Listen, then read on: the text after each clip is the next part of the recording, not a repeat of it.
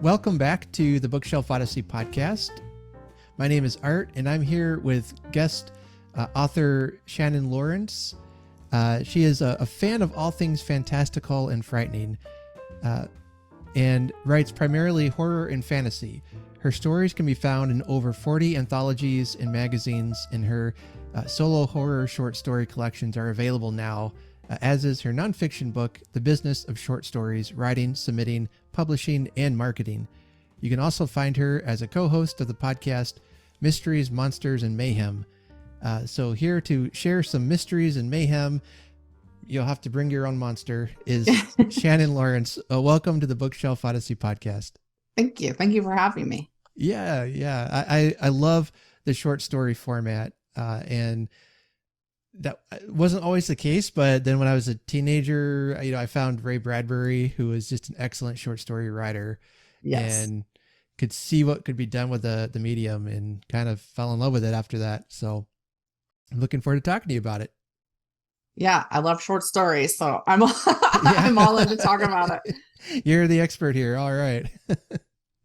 Well, before we get too deep into the heavy topics today, I like to get to know my guests, what they like to read. So are you a big reader, and what's been some of your favorites?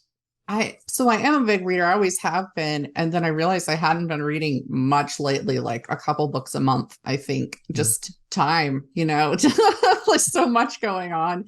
But so I've started stepping it up. And like this weekend, I set aside a day that was for reading and writing only. And I finished the whole book in one day, and I was so excited. But yeah, I read all over the place, but I also write all over the place. And I just finished, let me see. I put it down here so I wouldn't forget the title. I think it's Linda D. Addison, and it's her short stories. And of course, now my phone's being a pain, but it is How to Recognize a Demon Has Become Your Friend is what I just finished. And she does like a mix of poetry and short stories, and there's sci-fi and there's horror and all kinds of stuff in it. So that was a good one. And then since I'm teaching a workshop in a couple weeks, or actually it'll be past when this is on, but I'm teaching a half-day workshop in writing horror comedy. So from here to then, that's all I'm reading. So I'm about to start Single White Psychopath Seeks Same by Jeff Strand, who's one of my favorite new authors. So yeah. Oh, those, I love the titles. They sound great. Oh yeah. They sound really great. His especially they're fun. They're always fun. He does quite a mix of, he does straight horror, he does young adult, and he does horror comedy really well. Now, do you find it easy to balance reading a lot and writing a lot, or do you have to be careful what you read so it doesn't influence you? I don't think it influences. So that's not a concern. And I feel like you should be reading a lot if you're writing. So again, that's why I've been trying to step that up. And I imagine if you read a bunch by the same people that it would influence something slightly, but I don't think it would ever influence it to the point where you're copying them or anything that. And then that's where a good editor comes in and says, hey, why does this seem like a quote directly from a Stephen King book here? I don't know. Right. What drew you to writing in the horror genre? Is it a love of that, or did you find a talent? It turns out that most of the story ideas I get are horror for whatever reason, whatever that says about me. Oh yeah. But so I have a whole like history with horror, because my grandma used to sneak me to horror movies when I was a little kid. And pretty little, because we moved when I was 7 out of state. So she was taking me, I know she took me to see the Cat People or just Cat People, I think, and Jaws and all kinds of things. And she'd get in trouble, and then she'd sneak me to another one. So I kind of grew up watching horror. And then my dad was a big horror reader. So we had on the shelves a lot of Stephen King, Diener Kuntz at that point. So yeah. It just kind of sucked me in. That's neat. Sort of. I mean, hats off to grandmas helping us find our our niche, I guess, right? That's right. Yeah. Well, I just finished reading Psycho by Robert Bloch.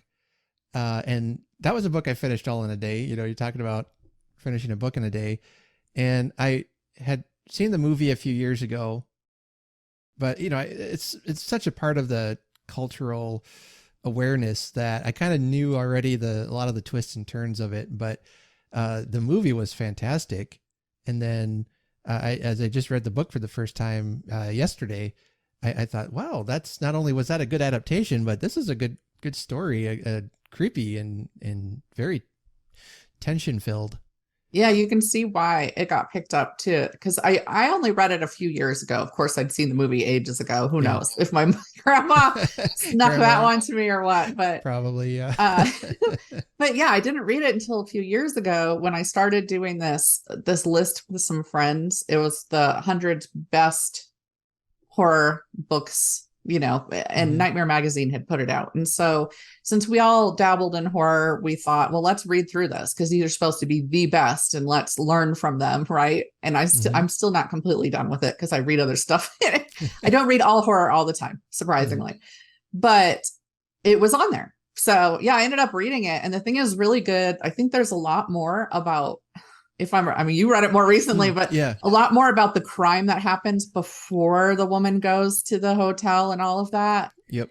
I do remember being surprised by like the level of, it was a bit questionable, like misogyny and all that, but you know, it's a product of its time. And so it is, I'd recommend anybody who wants to write horror, especially read through books like that. Yeah. There was some language and descriptions that didn't really age well either. So, yeah. But, well, like you said, it was a product of its time, definitely. And that being said, it was still a very good read. I would recommend if you like that kind of genre. Yeah. Yeah, I agree. Which is neat because, you know, knowing all the twists already, I mean, not only does the book get a little deeper, but I think it just shows what a good story it was, is because I know the twists, but I'm enjoying as much as you can enjoy a kind of a book like that. But, you know, it's still a compelling reread. And then you wear many hats in your career, and you're also a podcaster. Tell us a bit about that. So I have a mostly true crime podcast. We also do the paranormal a bit, and our problem is that if we look into a story, sometimes you're looking up, say, a haunted house story, and then you're like, oh, it was the neighbor doing this or whatever. Sometimes it's tricky if you're actually going to research a topic to talk about it. So we slip them in there when we can find something fun that, you know, and we do like cryptids and stuff. And then in general, we put that Mayhem. It's called Mysteries, Monsters, and Mayhem. The Mayhem gives us license to talk about all kinds of things that maybe wouldn't fit into the typical true crime podcast. So it's not all, say, serial killers or anything like that, which is pretty common on a true crime podcast. And we do have them, but we try and reach out. And my co-host, MB Partlow, she loves like a turn of the century axe murder. Like that's her favorite. And she does funny compilations sometimes. So she did one and it was all about crimes that occurred at Waffle Houses. So we have quite a mix of humor in there as well. Oh boy. Yeah. I highly recommend this podcast now. Yeah. Yes. Check it out. Yeah. Well, I live in Iowa, and I know there is an axe murderer house you can tour here somewhere. And then I just heard last year there's I heard about it last year, but it's been around. There's a cemetery in Iowa City, I think it is, that I think it's called the Black Angel or something. There's this statue over a grave that has turned black and nobody could understands why. And there's like curses around it that, you know, if you touch it or make fun of it, it'll curse you, stuff like that. And when my wife and I took a little getaway to Iowa City because they have a bunch of bookstores in that town. And I thought about, hey, you want to go to the graveyard and check out this angel statue? But she wasn't on board with that. So, oh no, I need to look that up. Yeah, I'll have to send you some information about it because it's a real fascinating story. I haven't dug too deep into it, but apparently it's still it hasn't been well, quote unquote, debunked or anything.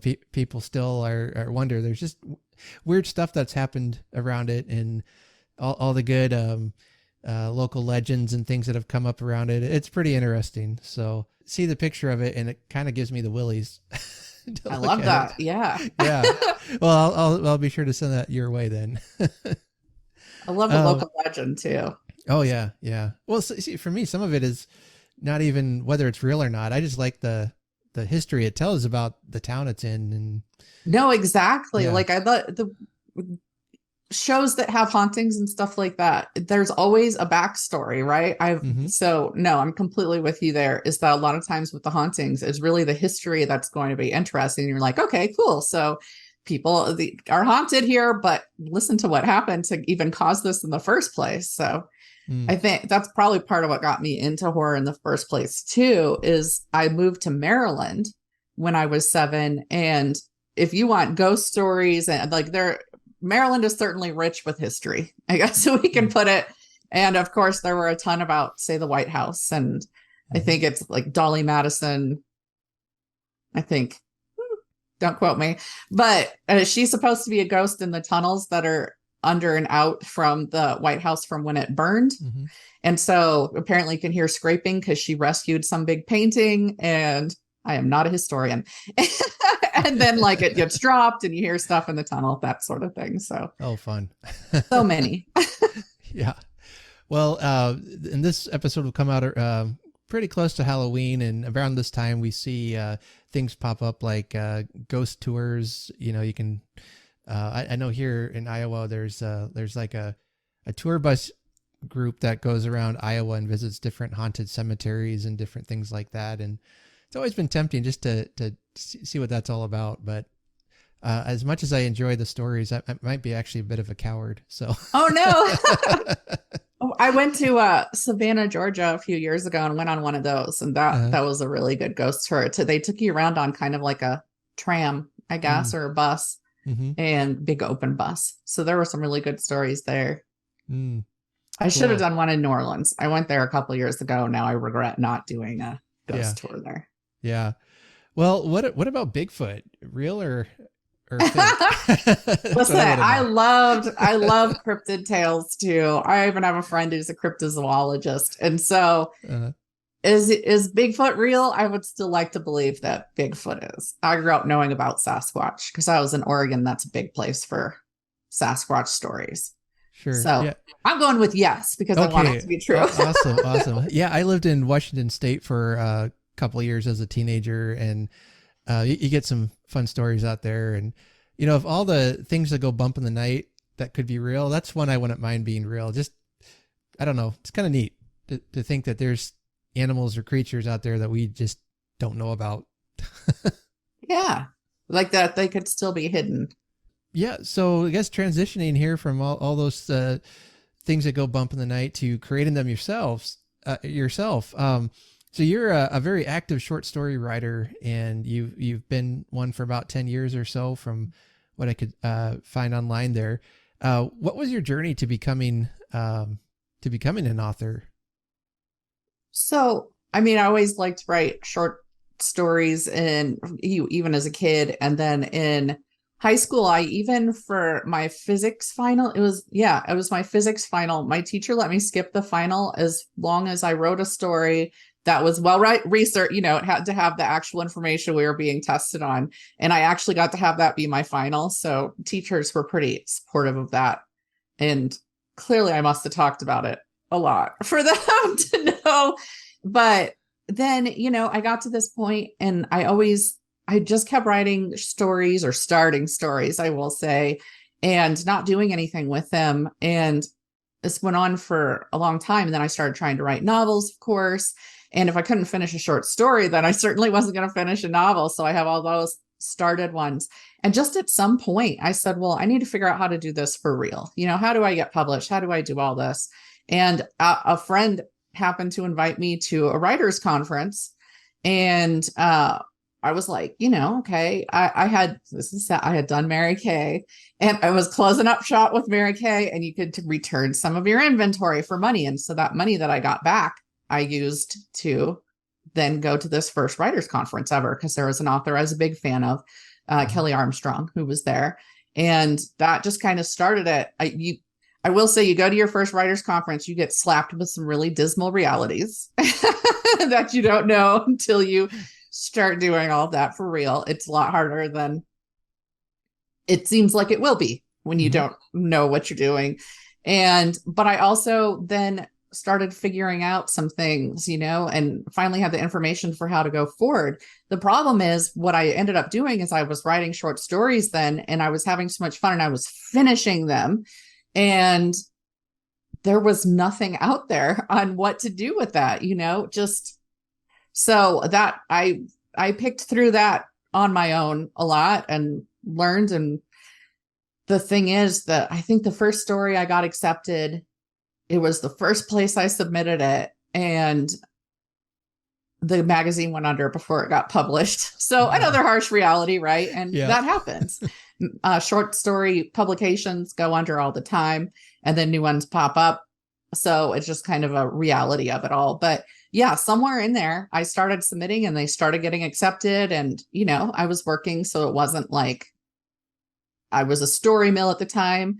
But yeah, I was getting things submitted, then it just picked up, and then it became that a career goal instead of that being a hobby. It was, all right, this is ultimately what I'd like to be doing. So there's been a lot of evolutions over time with this, and I am working on novels now. I've had my time with short stories only. So I want to get some novels out there.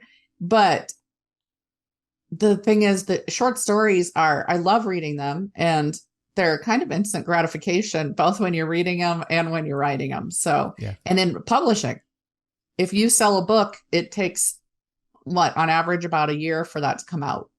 If I sell a story to a magazine, it could be out in the next month. So if it's in an anthology, so an actual book instead, that takes usually longer, but that could be 6 months to a year.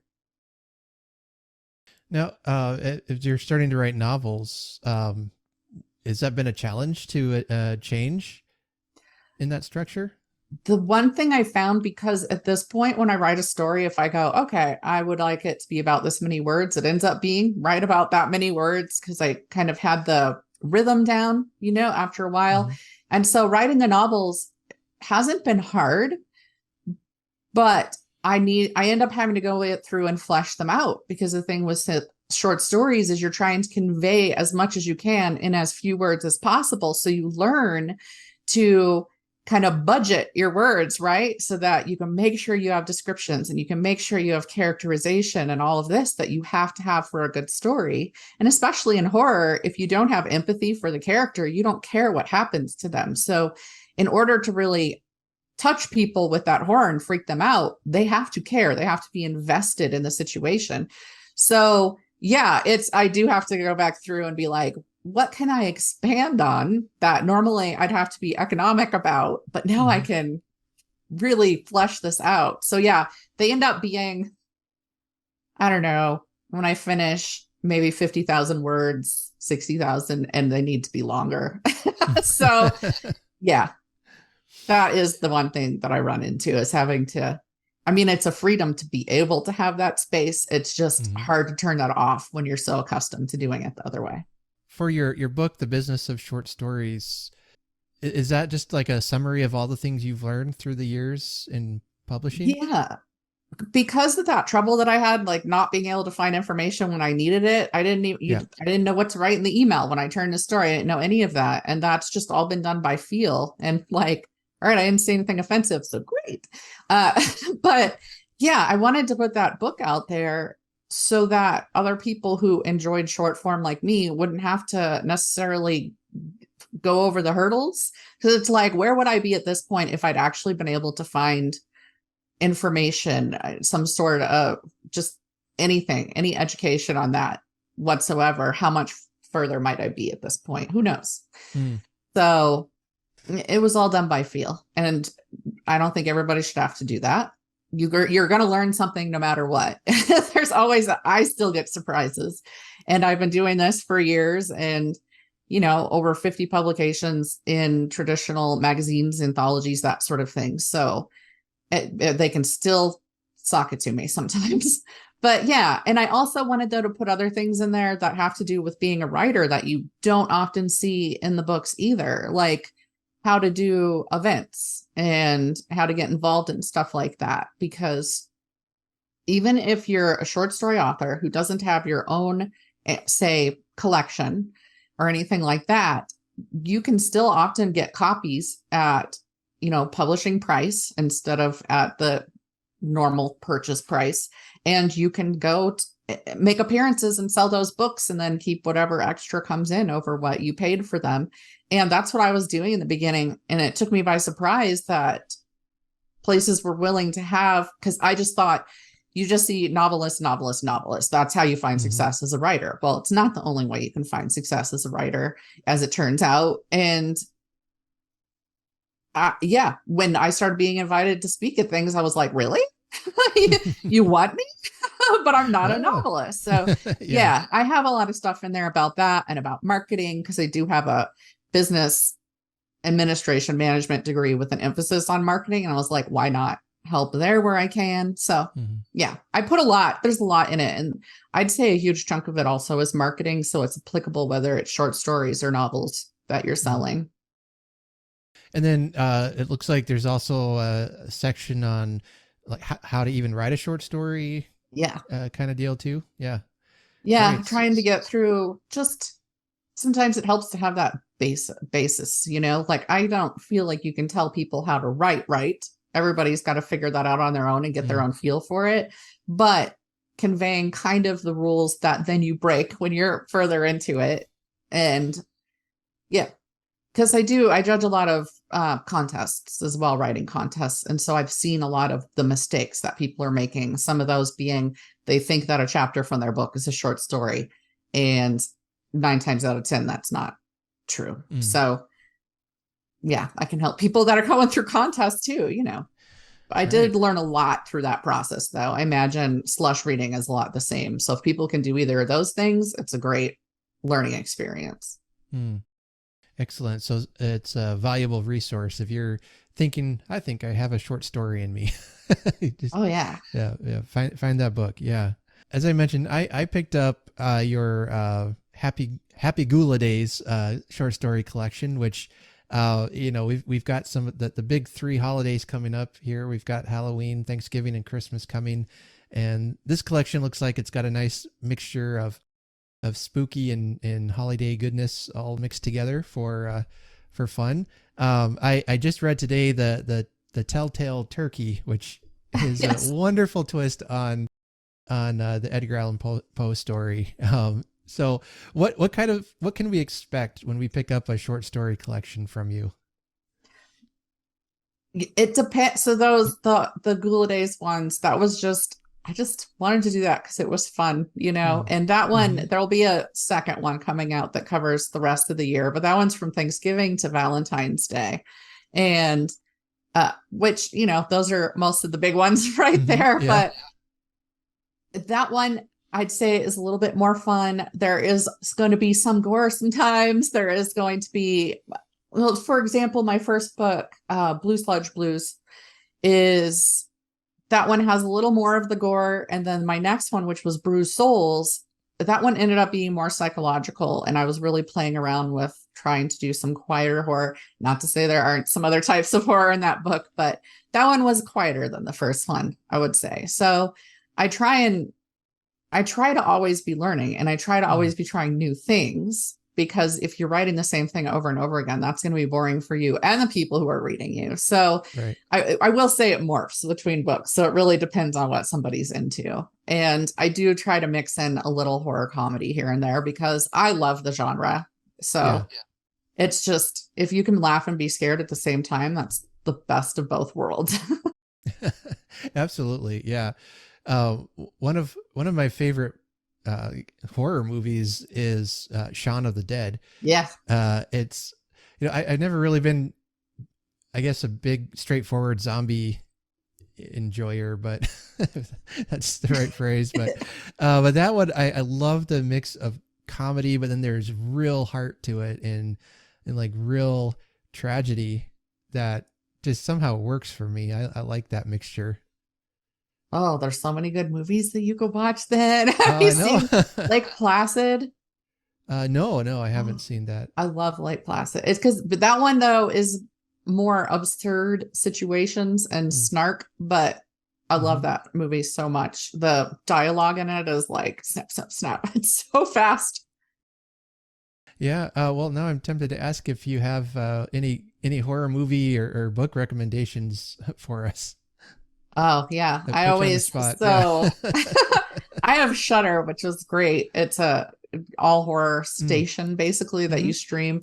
Um, and I basically go through that each month to check things out. I try to watch all the new things that they put on, and it's stuff from black and white to modern indie and all of everything in between.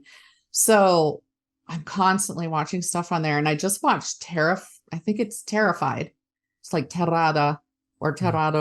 Terrado. It's a Spanish film, and there's just such a good opening scene on that, and I think it's available other places than Shudder, but I don't know where. That's the problem. But anything like that people can find online, there's some really great foreign films if people are willing to deal with dubbing or usually subtitles, like Train to Busan, which is the Korean one. That one hit pretty big and wide actually here in the US. And that one can be found a few places to stream. I definitely recommend that. And it's funny because it's zombie. And I know you're not that into zombie, but it is a really good film take on it. So Yeah. Let's see. I like the zombies when they have something like an interesting twist to it, or I don't know. Shaun of the Dead, I felt like had an interesting twist. There's another one. It's actually a Christmas musical zombie one. It's called Anna and the Apocalypse. yeah, Yeah, that I love that film. That was really good.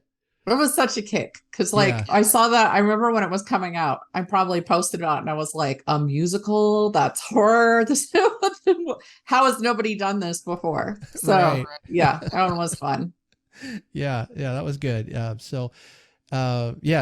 give me an interesting twist on it. I'll check it out. Yeah. So, but yeah, I don't know what it is about the that mixture of, especially of like holiday and horror, but it's kind of one of the wheelhouses I enjoy. It's like I think it's just that contrast between you take what's comfortable and cozy and then you just upend it completely, and you never know what's going to happen. That's probably it. And we have so many holidays are stressful, but it's because of family and because of money and because of all that stuff. And so it seems like you can distract from that with horror, which is a lot of what it's good for anyway, right? But Hmm. you can distract from those very real things and go in and dabble in monsters. And it's a nice reprieve, which is funny to say about things that are scary, right? But Right. it's a nice reprieve from real life stress. What advice would you have for somebody who's a new writer wanting to come into the field, whether it's short stories or novels? If you had just one piece of advice to give them, what would it be? Honestly, because of the way it kicked things off, I would recommend, if you can afford to go to a writing conference, even if there are also conventions that are about speculative fiction, and they're not just writing conventions. So it's like the fan cons, like a Comic-Con type thing. There are a lot of local ones of those.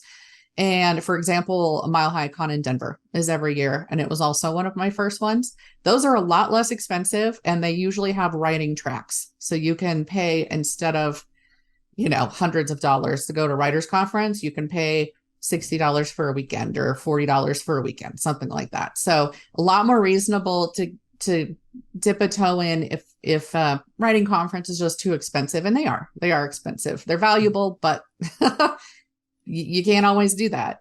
And honestly, I would have gone to a lot fewer if I wasn't being comped because I was speaking there, because it's expensive. Yeah. So I would say, if you can dip your toe into that is a really great way to start, because there's a lot of education in that, but also because you'll meet other people who are just like you. You're going to meet an array from people who haven't been published at all yet and haven't even tried, to people who are multi-published, they're all at these same places.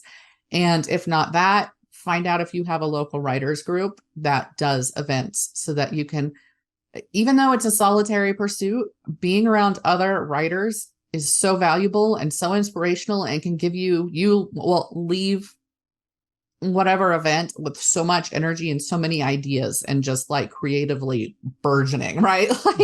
So that's what I recommend. Basically writing, community, and education. Excellent. And then probably a real important question here. Halloween's coming up. Do you have a costume picked out yet, or or do you stay at home and hand out candy? It's, I often stay home and hand out candy, but I dress up to do that anyway. So okay, I have a couple. I really want to do a clown because I haven't done a clown. And I love them, but I have this mix between. It's always a little tricky because I don't want to scare off the little kids because I tend to sit outside. It's Colorado. You either get a blizzard at Halloween or it's nice.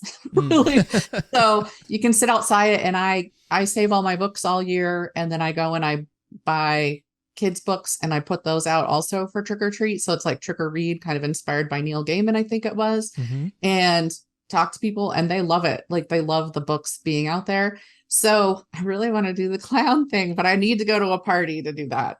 Yeah. I want to do a scary costume is what I'm saying. And I usually don't because I like the kids coming up. So yeah, that's a game changer. I hadn't even thought of that, handing out books at Halloween. Oh my goodness. That's brilliant. Well, and I have a friend, his name is David R. Slayton. He's published. People should definitely look him up, but his first one is White Trash Warlock. I think the title right there is appealing. But anyway, he also inspired by Neil Gaiman. He started doing a party every year before the pandemic, and we'd all bring kids books and young adult and middle grade type books to that. And you would leave with a ton of them because people were donating books to him as well.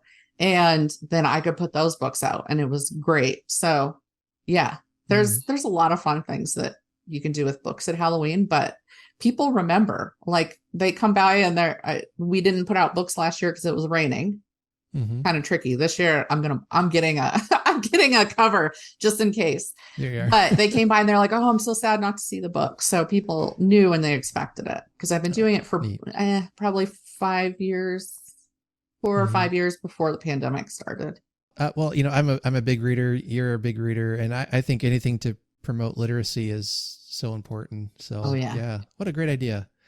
So this week, this year, go grab all your candy, but grab some books too, and hand them out to the little munchkins that come running out to you. Oh yeah, and it's so neat because I just go to a local used bookstore, and you can get a ton of kids books that way, and it just makes them so happy. But I will say that the teens really, really like it. So if people can put out young adult, it's really nice. Because it makes them happy too. Yeah, check your libraries. Usually they have a book sale going on at some point. Oh yeah. And a lot of places to find them. Great. Usually I like to ask what's next for you, but it sounds like you're working on some novels, and that's going well so far, it sounds like. So look forward to that. So if folks want to find you online, where can they find you? The easiest way is thewarriormuse.com. I link to all of my social media from there. I have an about me and all of that. So people can find me everywhere, but I'm on Instagram mostly at the Warrior Muse. Everything's going to be the Warrior Muse. That makes it simple. That's what my blog started named as. So that's kind of how I've ended up branded, but I'm not that active on Twitter sometimes, but Facebook and Instagram I'm active on. Okay, excellent. And I'll make sure to link all those in the show notes below so folks can check that out, as well as all the great book topics or recommendations we've had today. So Shannon, thank you so much for coming on. I appreciate it. Best of luck to you and all that you're doing here in the future. Thank you so much.